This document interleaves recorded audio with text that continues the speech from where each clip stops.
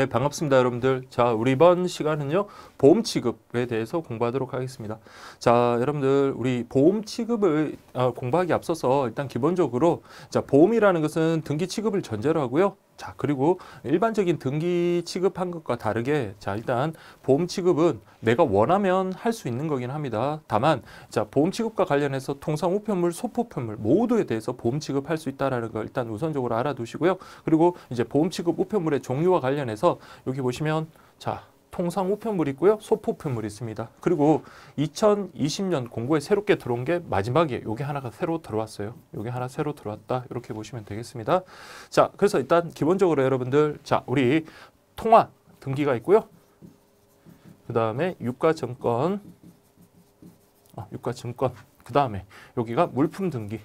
자, 요 물품 등기라는 것은 작은 물건이다. 이렇게 생각하시면 됩니다. 작은 물건이지만 가치가 있는, 뭐 개인적으로 뭐 주관적 가치가 있으면 됩니다. 자, 이게 이제 새로 들어왔는데요. 이게 바로 외화 등기입니다. 자, 요걸 여러분들 좀 기억을 하시고요. 자, 그 다음에 이제 통상 우편물 말고 소포편물에 대해서도 보험 지급이 가능합니다. 자, 요게 바로 안심소포. 그래서 얘도 물건을 대상으로 하지만, 자, 일반적으로 큰 물건은 안심소포로 가고요. 뭐 기금속이라든지 보석류 같은 그런 것들은 물품 등기로 간다. 그렇게 보시면 되겠습니다. 자, 이제 그러면 하나하나씩 살펴보도록 할 건데요. 자, 제가 여기 빈칸으로 넣은 거 요것만 여러분들 정확하게 구분하시면 이 보험 취급 파트는 뭐 그냥 충분히 다 맞출 수 있다. 그렇게 보시면 될 것 같아요. 자, 첫 번째 통화 등기. 자, 통화 등기라는 것은 말 그대로 돈입니다. 돈을 보험 등기 봉투 안에 넣어가지고 직접 수취인에게 전달해 주는 것, 직접 배달해 주는 게 바로 통화 등기다. 그렇게 보시면 돼요. 그래서 우편을 이용해서 현금을 직접이라는 거, 이걸 좀 기억하세요. 그래서 현금을 직접 수취인에게 배달하는 제도가 현재 시행되고 있다 하면 맞는 말입니다. 그래서 현금을 직접 수취인에게 배달하는 제도로 만일 취급하는 중에 잃어버린 경우에는, 자, 통화 등기 금액 전액을 배상해 준다. 그래서 등기된 금액 전액을 배상해주는 이제 보험 취급의 일종이더라. 그래서 주소지까지 현금이 직접 배달되기 때문에, 자, 우리 보통 이제 뭐 계좌 송금을 한다 하더라도 우리 어르신들 계좌 송금된 돈을 가지고 찾기 위해서는 또 읍내까지 나가야 되잖아요. 인출을 하기 위해서. 근데 이 경우는 직접 돈을 전달해 주는 거다. 그렇게 보시면 되겠습니다. 그러니까 아주 시골에 살고 계시는 뭐 어르신들이 어떤 현금이 필요할 땐 이게 아주 요긴하게 쓰일 수 있겠죠.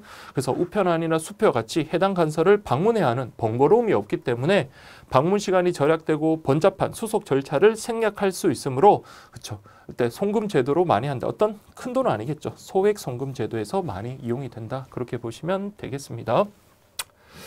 자, 그 다음 보시면요. 그 취급 조건과 관련인데요. 자, 일단 통화 등기라는 건 여러분들 기억하실 게 통용력이 있는 국내 통화에 한정된다. 이렇게 보시면 됩니다. 자, 통용력이 있는 것이라는 말은 지금 현재 화폐로서 사용되고 있는 이런 말입니다. 우리 좀 나이 드신 분들은 아시겠죠? 500원짜리 여러분들 그 거북선 있는 지표 있죠? 그런 것들은 지금 현재 통용력이 없는 그런 것들이고요. 과거 우리 뭐 원 단위가 아니라 전 단위였던 그런 예전 돈들은 통용력이 없다. 그렇게 보시면 돼요. 그래서 강제 통용력이 있는이라는 것 기억하시고요. 그래서 옛날 돈은 안 됩니다. 그래서 여기 또 시험에 한번 나왔는데 국외 통화는 안 돼요. 그래서 국내 통화에 한정된다. 그래서 여기 기출됐던 게 국내외 통화 이렇게 나온 적이 있는데 이건 틀렸어요. 그래서 다음의 것은 통화 등기로 취급할 수 없다라고 되는데 지금 요 개념만 정확하게 알아두시면 되죠. 그래서 현재 사용할 수 없는 뭐 옛날 통화라든지 아니면 마모, 오염, 손상의 정도가 심하여 통용하기가 뭐 곤란한 이렇게 하면 되겠네요. 국어 문제라서, 그렇죠. 지금 현재로서 통용하기 어려운 곤란한, 그리고 아까 말씀드린 대로 외국 화폐 같은 경우는, 자, 우리 통화 등기 대상이 아니다. 그렇게 보시면 되겠고요. 자, 일단 통화 등기 그리고 나머지 뭐 물품 등기라든지 유가증권 등기 뭐 이런 것들에 한도액이 있습니다. 자, 일단 돈과 관련해서는 100만 원 이렇게 보시면 돼요. 기본적으로 일단 통화 등기는 100만 원 이하의 국내 통화다. 자, 뭐 10원 미만의 단수는 붙일 수 없다. 그래서 뭐 1원, 2원 이런 거는 붙일 수 없다 이 말인 거예요. 자, 우리 요거는 여러분들 그냥 그 가볍게 처리해 주시면 되는 게 모든 보험 취급은요 등기 취급을 하더라. 그래서 원래는 제가 등기에다가 빈칸을 넣으려 했는데 그냥 여러분들 그냥 요거는 뭐 다 공통점이니까 가볍게 봐주시면 되고요. 그 다음 두 번째 보시면 물품 등기예요. 그래서 우리 다 공부했던 겁니다. 기금속, 보석, 옥석 그 밖에 기중품이나 특히 자, 뭐 객관적인 게 아니라 주관적으로 가치가 있다고 신고하는 것을 보험 동기 등기 봉투에 넣어 수취인에게 역시 직접 송달하고요. 만약에 취급 도중에 이렇게 망실되거나 훼손됐으면 자, 이때는 여러분들 그 안에 있는 가치를 객관적으로 배상해 주는 것이 아니라 봉투 표면에 표기되어 있는 그 금액을 배상해 주죠. 그래서 표기 금액을 배상해 준다. 죄송합니다. 표기 금액을 배상해준다. 그래서 이게 여러분들 실제 손해액을 배상하는 게 아닙니다. 그래서 지난 시간에도 말씀드렸지만 나에게는 주관적 가치가 있어서 보험 취급을 한 건데 객관적으로는 이게 뭐 200원, 300원 정도의 가치가 있다고 그걸 배상해주면 나한테는 의미가 없단 말이에요. 그렇기 때문에 처음 보험 취급할 때 표기됐던 가액이 있거든요. 그 가액을 배상해준다. 자, 그 다음에 물품 등기는 물건은 물건이지만 작은 물건입니다. 그렇기 때문에 이건 소포 우편물이 아니라 통상 우편물에 한정한다. 그렇게 보시면 되고요. 소포 우편물 어디로 가라? 안심소포로 가면 되는 겁니다.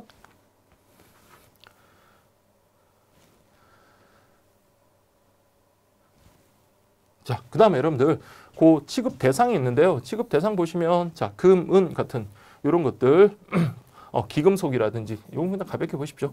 그러니까 크기는 작은데 가치가 큰 것들이 있죠. 기금속이라든지 보석류.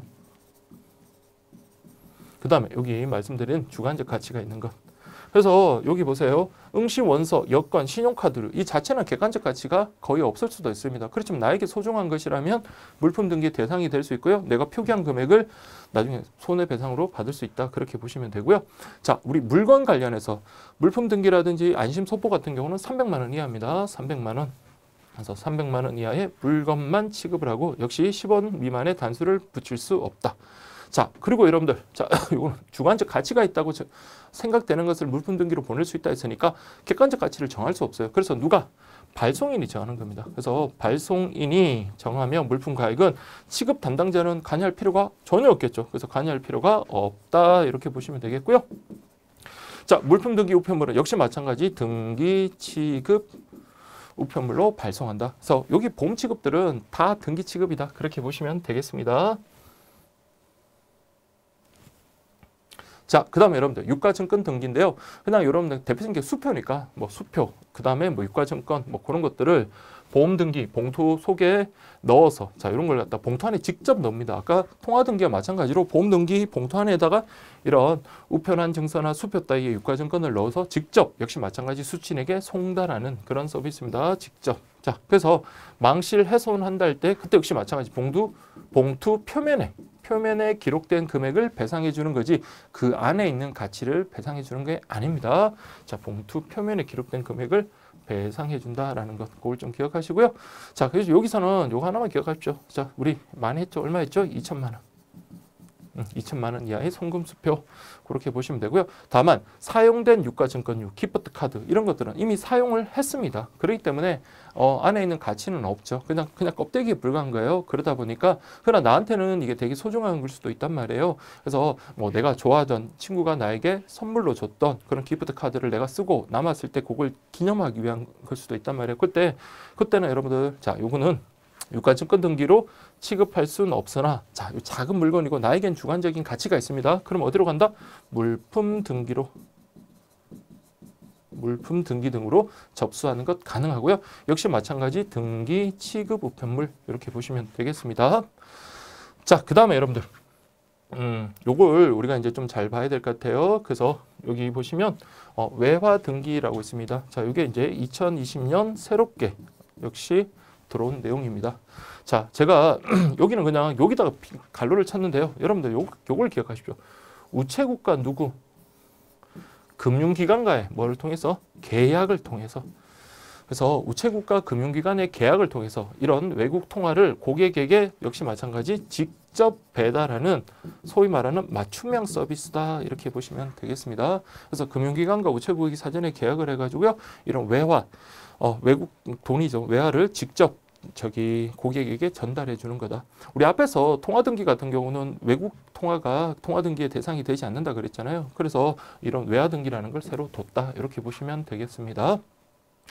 자, 그래서 여러분들 보시면 요거 외화등기 역시 무슨 취급을 하는 거예요? 보험 취급을 하는 거죠. 그래서 이거는 보험 취급을 하고요.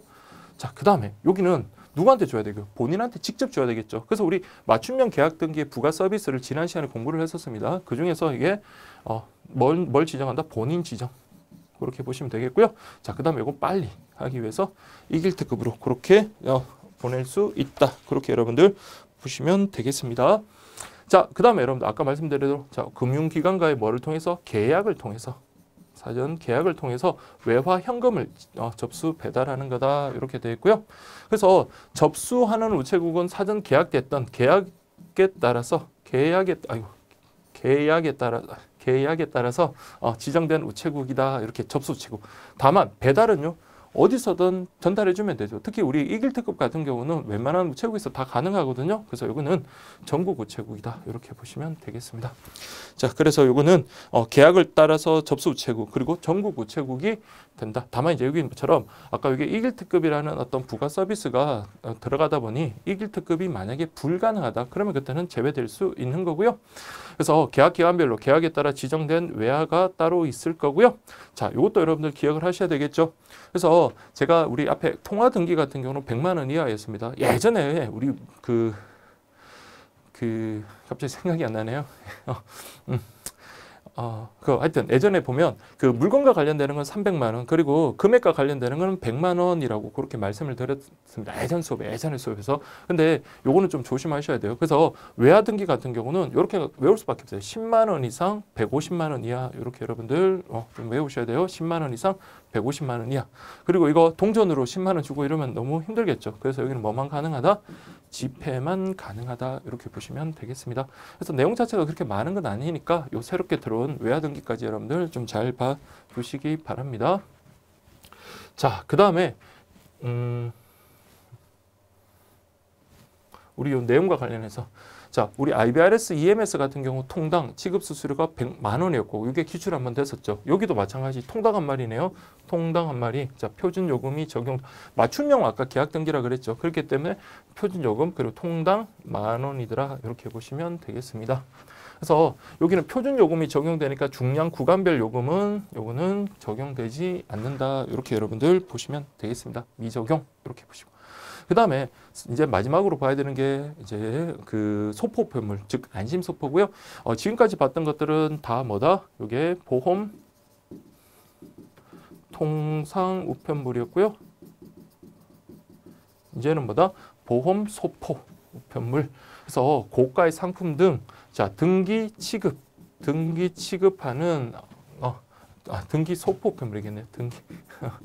등기 소포 우편물을 대상으로 하고 역시 마찬가지 손해가 생기면 자, 우리 해당 뭐를 실제 손해가 아니라 해당 그 등기됐던 그 금액을 배상합니다. 그래서 여기 칸이 좀 작아서 제가 순간 착각했네요. 자, 이게 보험 가액. 그러니까 우리 여기 국내 우편에서의 보험 취급은 여러분들 안에 있는 내용물의 실제 손해액을 배상해 주는 게 아니라 표면에 우리 기재하고 있는 가액이 있죠. 그 표기된 금액을 배상해 준다. 이렇게 보세요. 그래서 보험 가액을 배상해 주는 부가 취급 제도. 그래서 늘 이런 말 조심하셔야 돼요. 요거는 여러분 어디로 간다? 요거는 국제 우편에서의 보험이다. 보험 취급이다. 이렇게 보시면 돼요. 그래서 국제우편의 보험 취급은 보험 가액의 범위 내에서 실제 손해액을 배상해 주는 거거든요. 그렇지만 국내 우편에서의 보험 취급은 표기된 금액을 배상해 준다. 그렇게 여러분 정리하시면 되겠습니다.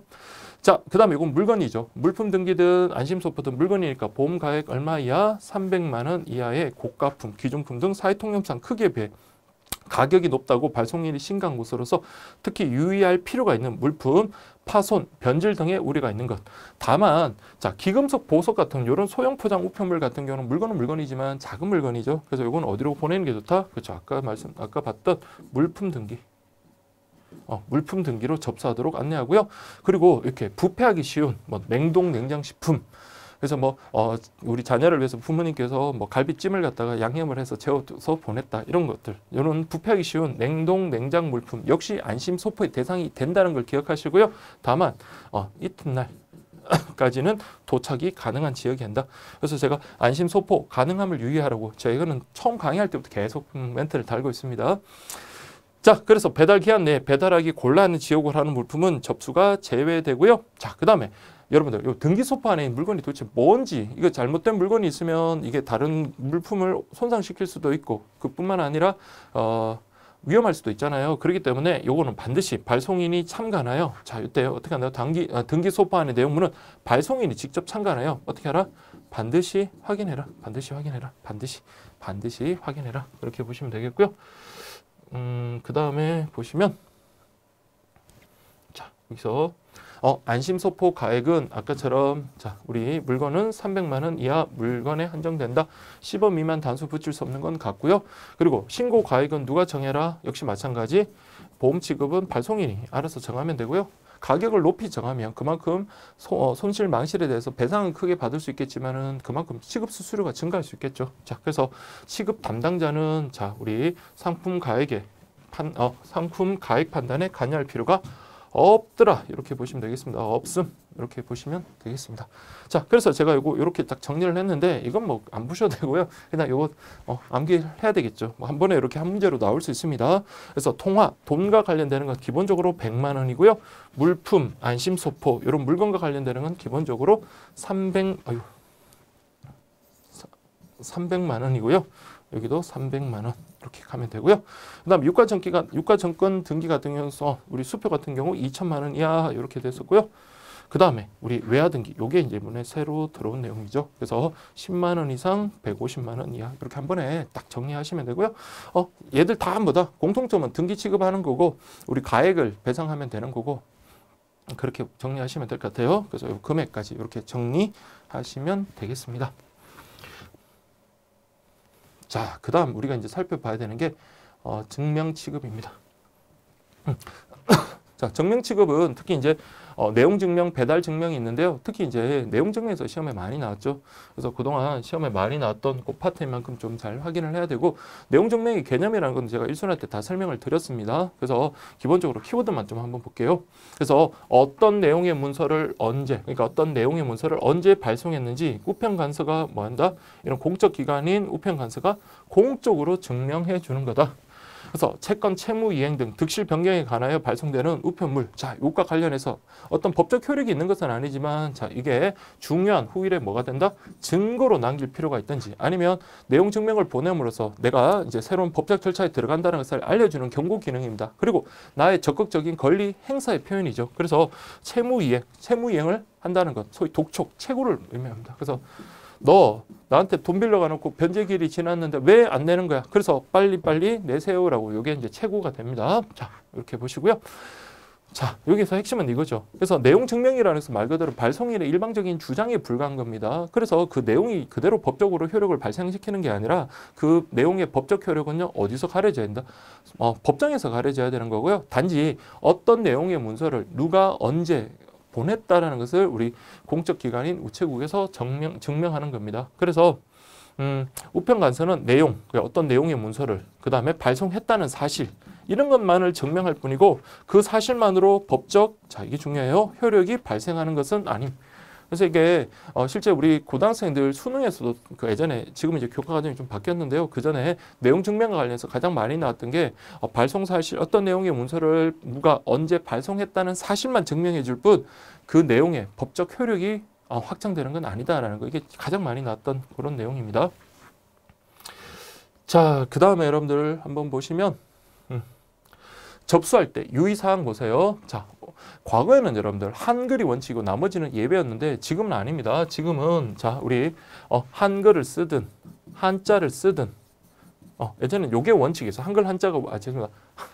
한글 한자가 원칙이었고 예외적으로 외국어가 있거든. 그러나 지금 같은 글로벌 시대는 외국어도 원칙적으로 쓸 수 있어요. 그 밖에 외국어로. 그래서 이게 셋 다 뭐다? 한글, 한자, 외국어는 모두 원칙이더라. 자, 그래서 기록한 문서에 한정하여 취급하며 숫자, 당연히 여러분들 숫자 이런 거 써야 되겠죠. 그걸 다 또 한글로 바꿀 수는 없으니까 숫자, 구두점, 그 밖에 일반적으로 사용되는 단위 같은 것들, 이런 것들은 당연히 함께 적을 수 있음, 이렇게 되죠. 함께 적을 수 있음, 이렇게 보시면 되고요. 그 다음에 거기에 여러분들 뭐 너 변제 언제까지 하지 않으면 너 신체 포기해야지, 뭐 이런 식의 어떤 공공의 질서나 선량한 풍속에 반한 내용이 아니어야 하며요. 원본과 등본이 같은 내용이 쉽게 식별이 돼야 되겠죠. 그래서 쉽게 식별이 돼야 된다. 그렇게 보시면 되고요. 내용 증명, 당연히 이건 문서입니다. 그래서 통상 우편물에 한정이 되고요. 그래서 이게 내용 증명의 대상은 문서에 한정되지 그 안에다가 물건을 넣는 경우는 원칙적으로 허용되지 않아요. 다만 문서 위의 물건으로서 뭐 이런 것들 이런 그 자체만으로는 내용 증명이 취급이 될 수 없고 대신 관계 있는 그런 뭐 사진이나 이런 것들을 첨부할 수는 있습니다. 자, 그래서 그 자체만으로는 그 자체 뭐라고 써야 돼요? 그 자체 단독으로 그러니까 그 자체 단독으로 이런 한글이 어려워서 그 자체 단독으로는 자 대상이 될 수 없지만 내용 문서 원본과 역시 함께 봉입할 수 없다는 것은 관계 없는 거겠죠. 그래서 관계 없는 그러니까 단독으로도 안 되고 관계없는 물건도 안 되고 다만 관계 있는 자 그래서 이게 뭐 예전에 차용증 같은 거 그런 거 갖다 첨부하는 거는 가능합니다. 너가 언제 나에게 돈을 빌렸다는 사실을 입증하기 위해서 너 봐봐 이렇게 쓴 차용증이 있잖아 라는 식으로 그렇게 문서의 내용과 관계 있는 것은 봉함 같이 첨부해서 봉함하는 것은 가능한데 이것처럼 그 문서 없이 그런 것만 단독으로 하는 것도 안 되고요. 그 다음에 관계 없는 것도 안 된다 이런 말입니다. 자, 그 다음 한번 볼까요? 자, 내용 문서 원본이 있고요. 등본이 있다. 자, 기본적으로 여러분 원본은 수취인에게 가고 등본 한 통은 우체국 그리고 등본 한 통은 발송인이 보관한다. 그렇게 보시면 돼요. 그래서 원본 한 통과 그 다음에 등본 두 통. 그래서 도합 세 통이 원칙입니다. 자, 이렇게 보시면 돼요. 자, 그런데 등본이 필요하지 않는 경우가 있대요. 발송인이 본인이 그냥 등본이 필요하지 않는 경우는 그러면 우체국 보관용 한 통만 제출하면 되겠죠. 그래서 누구에게 필요하지 않는 것? 발송인에게 등본이 필요하지 않는다면 우체국 보관 등본 여백에 발송인 등본 교부 안내. 그러니까 발송인은 이게 필요가 없대요. 이렇게 딱 기재하고 표시하면 된다. 이렇게 되겠고요. 그 다음에 이제 여러분들 기억을 할 게 동문 내용 증명 우편물 그러니까 같은 내용의 문서를 여러 사람에게 같이 보내는 겁니다. 그러면 이런 경우에 채무자가 한 3명이 공동 채무자예요. 그러면 이 경우를 따로따로 이렇게 보내면 취급 수수료라든지 이런 것들이 많이 든단 말이에요. 같은 내용을 갖다가 여러분들 보내는 거니까 원본만 수치인 숫자대로 보내고 그걸 합친 그 내용들을 갖다가 등본은요 우체국 한 통, 나 한 통 이렇게 있으면 되겠죠. 그러면 훨씬 더 그 숫자가 줄어듭니다. 자, 그래서 보세요. 문서의 내용은 같으나 2인 이상이 각기 다른 수취인에게 발송하는 내용 증명 우편물로서 각 수취인의 주소와 이름을 전부 기록한 등본과 각 수취인 앞으로 보낼 원본. 무슨 말인지 아시겠습니까? 원본은 수취인에게 다 보내고요. 그 이름을 다 기재된 그 등본은 우체국에서 보관을 해야 된다. 그렇게 보시면 되겠습니다. 자, 그래서 여기 이제 등본 마찬가지 등본은 발송인이 보관하는 것, 우체국에서 보관하는 것. 그래서 등본 두 통과 각 수취인에게 발송할 내용 문서의 원본을 제출해야 된다. 그렇게 여러분들 보시면 되겠고요. 자, 그 다음에 내용 문서의 원본이나 등본의 문자, 기호를 정정 삽입, 삭제할 경우에 정정 삽입, 삭제한 문자와 요 삭제한 글자 수를 갖다가 난외, 그러니까 여백이라든지 끝부분 빈 곳에다가 적고요. 그곳에 자 누구의 인장이나 지장을 찍거나 서명을 해야 된다. 요거는요 본인이 고친 거죠. 그렇기 때문에 이때는 누가 발송인이 그렇죠. 발송인 우체국 아닙니다. 발송인의 인장, 지장을 찍거나 서명을 하고요. 고치거나 삭제한 문자나 기호는 명료하게 알아볼 수 있도록 해라. 그렇게 되어 있네요. 자, 그래서 여러분들 한번 보시면 여기 보면 이런 내용이 있습니다. 자, 여기 보시면 내용 증명 보세요. 이렇게 몇 자 글자가 이렇게 수정이 됐고 그 다음에 삽입이 됐고 이렇게 발송인의 인장이나 지장을 찍도록 한다는 거 그걸 꼭 기억하세요. 우체국 뭐 도장이나 그런 게 아니라 발송인의 인장이나 지장을 찍고 이렇게 정정삭 이렇게 할 수 있다. 그래서 이게 그냥 예시로 공고에 나온 내용은 아니지만 여러분들 그냥 예시로 그렇게 확인하는 차원에서 그냥 참조 이렇게 넣어둔 겁니다. 자, 그 다음에 여러분들 보시면 뭐라고 됐나요? 내용 증명 우편물의 내용 문서에 원본 등본에 기록한 발송인과 수취인의 주소 성명은 우편물의 봉투에 기록한 것과 같아야 되겠죠. 그렇죠. 다만 동문 내용 증명 우편 같은 경우는요. 각 수취인에게 보낼 때는 봉투에는 홍길순이 이렇게 따로 적혀 있지만 그 안에 내용 문서 안에는 뭡니까? 2명이 같이 적혀 있거든요. 그렇기 때문에 다만 동문 내용 증명 우편의 경우는 각 수취인의 주소, 성명을 전부 기록한 등본은 예배다 이렇게 돼야 되겠네요. 예배라고 쓰면 될까요? 자, 이때 예배다 그렇게 보시면 됩니다. 자, 그 다음에 이게 동문 내용이 아니고 다수인의 연명. 그러니까 이거는 아까 수취인이 여러 명인 게 동문 내용 증명우편이고요. 요거는 발송인이 여러 명입니다. 그래서 우리 피해자들이 한 10명 정도가 됐다. 그러면 그 피해자 발송인 이름 10명을 갖다가 다 쓸 필요는 없겠죠. 그래서 그 발송인 중에 뭐다? 한 사람의 이름, 주소만을 우편물 봉투에다가 기록하면 된다. 그래서 분명한 건 요거하고는요. 다른 겁니다. 아시겠죠? 그래서 발송인이 여러 명일 때는 그때 발송인 이름을 다 쓸 필요는 없고요. 한 사람만 쓰면 되고, 그 다음에 수취인이 여러 명이다라고 한다면 봉투에는 각 수취인마다 쓰고요. 그 내용문 안에다가는 수취인 이름에 수취인 모두의 이름을 쓰면 된다라고 그렇게 보시면 되겠습니다.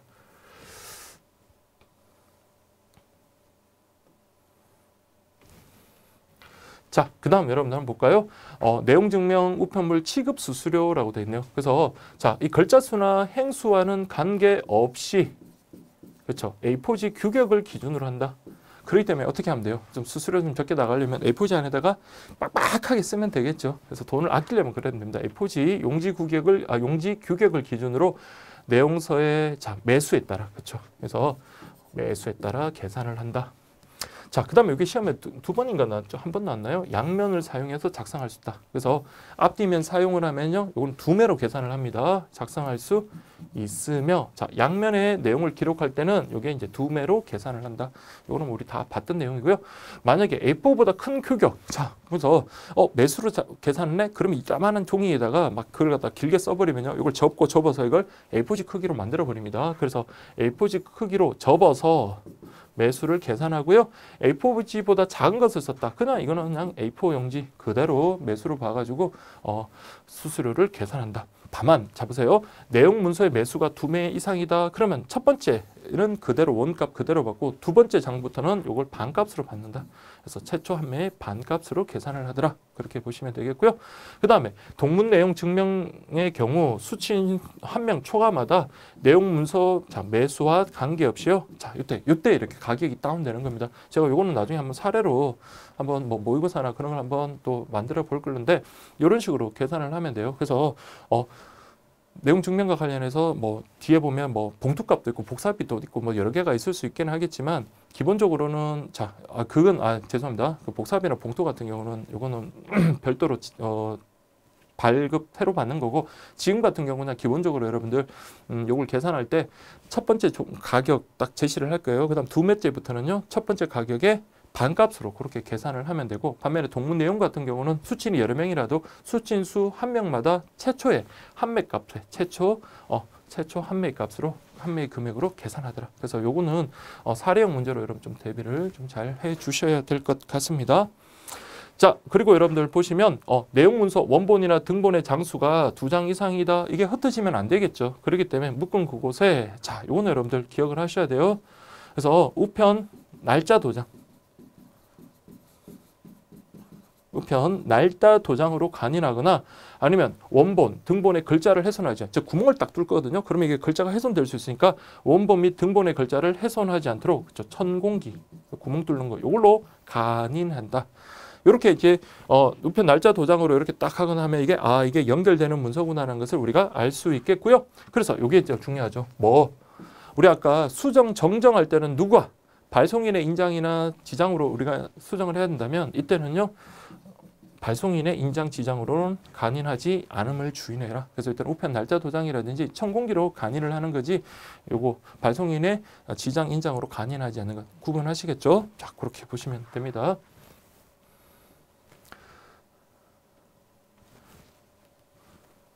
자, 그 다음에 여러분 보세요. 수취인에게 발송할 내용행 문서의 원본, 우체국에서 보관할 등본, 발송인에게 교부할 등본에는 자, 여기 보세요. 아까 말씀드렸죠. 자, 이 원본은 누구한테 간다? 수취인에게 가고요. 자, 우체국에서 보관하는 것 역시 등본이고 발송인이 보관하는 것 역시 등본. 그래서 총 3통을 제출한다라고 그렇게 말씀을 드렸고요. 자, 이때는 아까 말씀대로 뭘로? 우편 날짜 도장으로 자, 이렇게 이어지게 해야 되겠죠. 그래서 우편 날짜 도장으로 이어지게 개인한다. 다만 동문 내용 증명인 경우 우체국에서 뭐뭐 하는 등본에는 등본에 기록된 수취인의 주소 성명 아래쪽에 걸치도록 우편 날짜 도장으로 그러니까 이거는 우체국에서 보관하는. 그러니까 동무 내용 증명 같은 경우는 우체국에서 보관하는 거기에다가 이렇게 날짜 도장으로 개인하면 된다. 이렇게 여러분들 보시면 되겠습니다. 자, 그다음 세 번째 내용 증명 취급 수수료와 관련해 가지고 보시면 자, 내용 증명 취급 수수료 관련된 우표. 자, 이게 그러면 소위 말해서 요금 증명이죠. 그래서 우표는 우체국에서 보관하는 등본의 빈 곳에다가 붙이고 그 다음에 우편 날짜 도장으로 그냥 소인하면 된다. 우편 여기도 마찬가지예요. 날짜 도장. 우편 날짜 도장으로 소인한다. 이렇게 보시고요. 다만 자, 그냥 요것만 기억하세요. 원본에다가 하는 게 아니라 우체국에서 보관하는 그 등본에다가 그 우표를 갖다가 붙이면 이거 요금 납부했구나라는 것을 증명할 수 있는 겁니다. 그래서 요 우체국에서 보관하는 요걸 좀 기억을 하시고요. 그 다음에 증납으로 출력된 요금 증지를 첩부하거나 날짜가 표시되어 있는 후납일을 날인. 그럼 이건 별도로 우리 우표를 붙일 필요가 없겠죠. 그래서 소인할 필요도 없습니다. 소인을 생략하며 그렇죠. 소인을 생략하며 대신 뭐 했다는 거 후납일 날에 취급 수수료 금액 이걸 얼마 했다는 것을 표시하기만 하면 되는 거예요. 이렇게 여러분 이해하십시오. 자, 저도 가끔씩 깜짝깜짝 놀랍니다. 이거 빈칸을 막 처음에 제가 이거 만들 때는 그냥 무작위로 만든 게 아니라 여기 중요하겠구나 이런 것들을 내가 공부하면서 알아야겠구나라고 생각하고 만든 건데 또 시간이 지나면 까먹어요. 근데 여러분들 늘 그렇지만 한 번은 그렇지만 두 번, 세 번, 네 번째 되고 나중에 여러분들이 이제 시험 막판 돼서는 이게 그냥 쑥 들어올 수 있게끔만 그렇게만 하시면 돼요. 여러분들 더 잘하실 겁니다. 자, 그렇게 말씀드립니다. 자, 그 다음에 이제 보시면 내용 증명의 재증명과 열람 청구. 그렇죠. 내용 증명을 한 적이 있으면 우체국에 그 등본이 보관되어 있죠. 그러면 다시 그 내용 증명이 필요한데 내가 지금 보관하고 있는 게 없다. 그러면 그것을 다시 발급받을 때 새로 작성할 필요 없이 그냥 기존에 있던 보관하고 있던 것을 새로 발급받는 걸 재증명이라고요. 그 내용이 뭐였지? 궁금하잖아요. 다시 열람할 수 있는 것. 이게 바로 내용 증명의 재증명, 내용 증명의 열람 청구다. 이렇게 보시면 돼요. 그래서 내용 증명. 자, 이거 보세요. 발송인 또는 수취인이 자, 수취인도 가능해요. 내용 증명 문서에 등본을 자, 수취인은 원본이 망치라 했거나 새로 등본이 필요할 때 우체국 등본 기간. 자, 이건 기억하세요. 우체국에서 우리 내용 증명 등본을 3년 동안 이렇게 이건 중요하죠. 3년에 한정하여 발송인 수취인이나 발송인 수취인으로부터 위임을 얻은 그러니까 이건 대리인입니다. 그 사람이 재증명 청구에 응하거나 열람 청구에 응하는 것을 말한다. 그래서 이거는 우편물 접수한 다음 날부터 3년 이내가 되겠고요. 자, 그 다음에 제가 여기 꼭 여러분들 처음에 그걸 내용 증명을 갖다가 보관하고 있는 우편물에 할 필요는 없어요. 그렇기 때문에 이거는 이게 보관국의 한정이라고 해야 되는 게 정확하겠네요. 그래서 이것도 이렇게 하면 안 되는, 이게 제 의도는 뭐냐면 내용 증명 등본 보관국에 한정되는 게 아니라 이건 어디서나 전국 어디서나 가능하다는 겁니다. 그래서 전국 우체국 어디서나 신청은 가능합니다. 그래서 말 그대로 뭐예요? 나 내용 증명 재열람하고 싶다. 내용 증명 재증명하고 싶다. 그리고 열람하고 싶다를 청구하는 것은 전국에 있는 모든 우체국이 가능합니다. 그리고 당연히 우편 취급국도 포함이 됩니다. 우편 취급국도 포함이 된다. 그래서 우편 취급국 포함이 되고요. 그래서 요거 인터넷으로도 접수가 가능하다라는 거 이거 좀 기억을 하십시오. 자, 이렇게. 자, 그래서 누가 청구할 수 있다고요? 발송인, 수취인 또는 발송인이나 수취인의 위임을 받은 어떤 대리인이 되겠죠. 그래서 발송인 또는 수취인 이렇게 가면 되겠고요. 그래서 여기서 위임을 받은 사람 이렇게 보시면 되겠습니다. 자, 그 다음에 여러분들 한 번 더 쭉 보시면 재증명 취급 수수료의 징수라고 되어 있네요. 자, 그래서 요때 여러분들 처음에 내가 만약에 2,000원의 수수료가 들었다면 다시 재증명할 때는 그때 그 금액인 2,000원을 다 주는 게 아니라 그 값에 그 금액의 반을 준다 그랬죠. 그래서 재증명 당시 자 내용 증명 취급 수수료에게 자, 제가 이걸 왜 봤냐면 반액인지 2분의 1인지 그러네요. 그래서 반액이라고 되어 있는데 반액을 그러니까 2분의 1입니다. 같은 말이 금액의 2분의 1을 각 문서 한 통마다 각각 징수한다. 자, 그 다음에 이것도 제가 말씀을 드렸죠. 재증명 취급 수수료의 계산 시점이라고 되어 있는데요. 자, 그러면 여러분들 요렇게 금액이 1,000원 그 다음에 2,000원 이렇게 바뀌었다면 내가 지금 요때 내용 증명을 했었고요. 요때 내가 지금 다시 재증명을 했다라고 한다면 이때 내가 재증명을 청구할 시점의 가격은 뭡니까? 뒤에 거죠. 그렇죠? 내가 내용 증명을 할 당시에 가액이 그 취급 수수료가 1,000원이었다면 지금 재증명할 당시의 금액은 2,000원. 그러니까 내용 증명할 당시의 금액이 아니라 뭐 할 때 재증명을 청구할 때 그 당시에 그 취급 수수료를 계산한다 이 말입니다. 아시겠죠? 그러니까 이게 수수료라는 게 여러분 우편 파트 보시면 알겠지만 제가 처음 강의할 때하고 지금하고 계속 다 올라가죠. 대부분 물가가 올라가니까. 그렇기 때문에 이게 아까 내용 증명이라는 게 3년을 보관하고 있으면 그 사이에 취급 수수료가 뛸 수 있잖아요. 그러면 이때는 뭘 기준으로 하나? 내가 청구할 당시의 수수료를 기준으로 한다. 그렇게 보시면 되는 겁니다. 자, 그래서 보세요.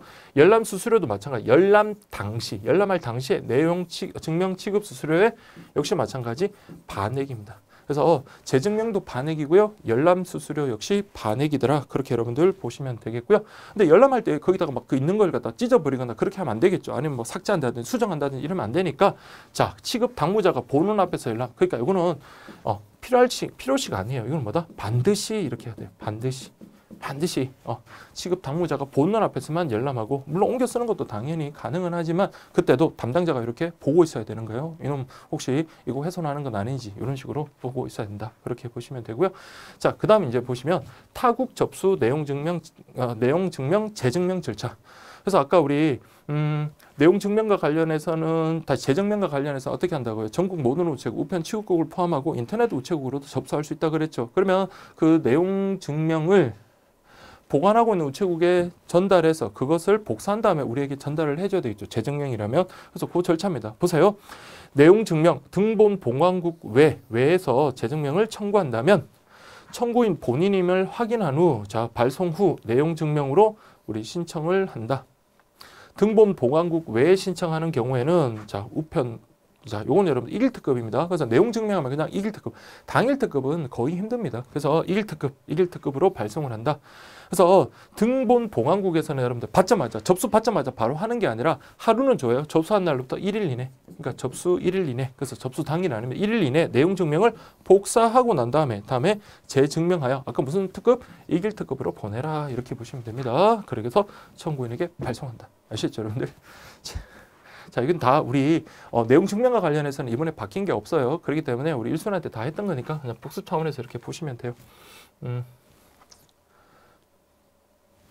자, 그 다음에 여러분들 등본 보관국에서 확인하기 전까지는 그랬네요. 그러면 등본 보관국에서 확인하기 전까지라는 말은 아직 복사를 안 했죠. 그러니까 이때는 미안합니다. 나 필요 없습니다. 취소하더라도 우체국에서 받는 손해가 없습니다. 그래서 이때는 취소가 가능합니다.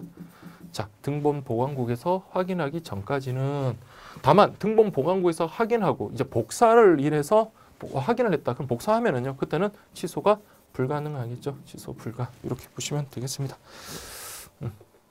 이해되시겠죠? 확인하기 전, 확인하기 후. 누가? 등본 보관국에서. 자, 그 다음에 이제 내용 증명 발송 서비스 요금인데요. 참, 예, 많죠. 여러분 하나하나씩 한번 보세요. 자, 내용 증명 지금 보면 재증명입니다. 그럼 아까 우리 열람할 당시에 내용 증명 그 취급 수수료의 반액이라고 그랬죠. 그래서 여기 내용 증명 수수료의 2분의 1, 즉 무슨 수수료? 재증명 수수료. 재증명 수수료. 요거는 2분의 1이더라. 자, 그 다음에 여러분들 규격 외 중량 요금이라고 되어 있네요. 자, 그래서 요거는 무슨 요금? 요게 바로 우편 요금. 우편 요금. 자, 요건 제가 좀 미스했습니다. 우편 요금. 그 다음에 요 수수료가 관련해서는 여러분들이 좀 기억을 하실 게 기본적으로 아까 무슨 수수료? 이길 특급 수수료. 이렇게 여러분들 돼야 되겠고요. 이것도 등기 취급하죠. 그래서 이거는 등기 취급 수수료. 자, 그 다음에 이거 복사를 하죠. 장당 50원. 그래서 나중에 우리 그 복사비 관련해서도 뭐 금액 나오겠지만 복사비 요게 장당 50원. 그리고 봉투 이게 이제 대봉투인가요? 봉투가 대봉투 맞나요? 네. 그래서 내용 증명 그 재증명 관련해서 우편 발송 서비스. 자, 전국의 모든 우체국에서 우리가 신청을 하고요. 등본 보관에서 복사를 해서 봉투에 넣어가지고 1일 특급으로 보낸다. 자, 그럼 첫 번째 기본적으로 재증명 그 수수료 요게 내용 증명 수수료의 반액이다. 요거 하나 기억하시고 그 다음에 일반 우편 요금 적용되고요. 등기 취급하니까 요거는 증명이라는 말이 있으면 이건 다 등기 취급합니다. 증명. 그렇기 때문에 요거는 등기 취급 수수료도 역시 적용이 돼야 되고요. 자, 요거는 우리 1일 특급으로 보니까 1일 특급 수수료, 그 다음에 복사비랑 대봉투값 이렇게 외우시면 돼요. 그래서 만약에 객관식으로 넣으면 뭐 이런 것들 뭐 나오더라도 충분히 우리가 대비해서 맞출 수 있는 그런 내용이니까, 그래서 특히 내용 증명, 재증명 우편 발송 서비스라는 거 이걸 좀 잘 기억하시고요. 그래서 이런 내용들을 한 번씩만 딱 이해하시면 될 것 같습니다. 자, 여기까지가 이제 내용 증명과 관련되는 내용이었고요. 자, 이번 수업은 여기까지 하도록 하겠습니다. 여러분들 수고 많으셨습니다.